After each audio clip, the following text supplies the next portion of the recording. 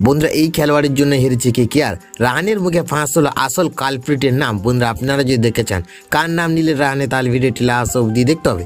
চ্যানেলটিকে সাবস্ক্রাইব করতে হবে, একটা লাইক দিতে হবে এবং নোটিফিকেশন বেল আইকন দাবাতে হবে। বন্ধুরা কলকাতা নাইট রাইডার্সের অধিনায়ক অজিঙ্ক্য রাহানে সম্প্রতি চেন্নাই সুপার কিংসের বিরুদ্ধে হারের জন্য দলের এক বোলারকে দায়ী করেছেন।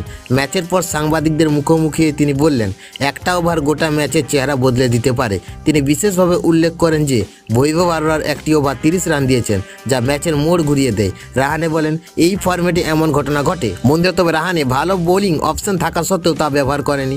রাহানের এই সিদ্ধান্তে সমালোচনা করেন অনেকে, কারণ মঈন আলীর মতো স্পিন বোলারকে ব্যবহার করার সুযোগ থাকা সত্ত্বেও তিনি বৈভব আরোরাকে দিয়ে বোলিং করিয়েছিলেন।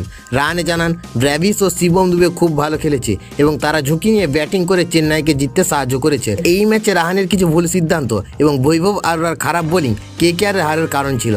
এই হারের ফলে কেকেআর প্লে অফে যাওয়ার সম্ভাবনা আরও কঠিন হয়ে পড়েছে। দলের পরবর্তী ম্যাচগুলিতে জয় অর্জন করা এখন অত্যন্ত গুরুত্বপূর্ণ।